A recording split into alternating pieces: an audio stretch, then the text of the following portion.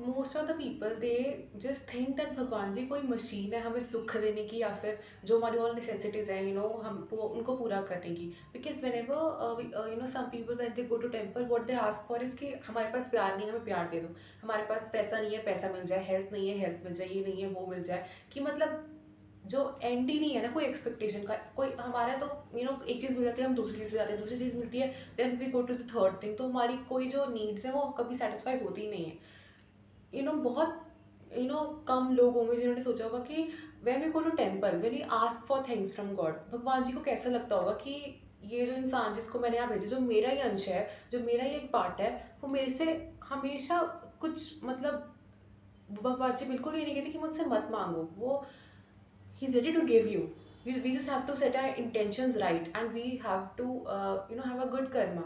But sometimes उनको भी लगता होगा ना कि कभी भक्त मुझसे मिलने भी आ जाए, कि हाल चाल पूछने आ जाए कि हेलो भगवान जी कैसे हो आप, आपकी हेल्थ कैसी है। ऐसा नहीं है कि हाँ वो तो भगवान है एकदम सुखी है, उनसे क्या ही पूछना। क्यों नहीं पूछना। हमारा कोई जो फ्रेंड है, ऐसा है कि हम उससे बोलते ही रहते हैं कि तू ये दे दे भाई, तू मेरे ये काम कर दे, ये काम कर दे। हमें बेस्ट फ्रेंड से इन सब की चीज़ों से कोई लेना देना ही नहीं है। हम उसका पूछते हैं कि भाई कैसा है, क्या कुछ ठीक है, मैं कोई हेल्प करवाऊँ, कुछ चाहिए। तो हम भगवान के साथ ऐसा क्यों नहीं बिहेव करें, क्योंकि वी अंडरस्टैंड कि उनके पास कोई कमी नहीं है।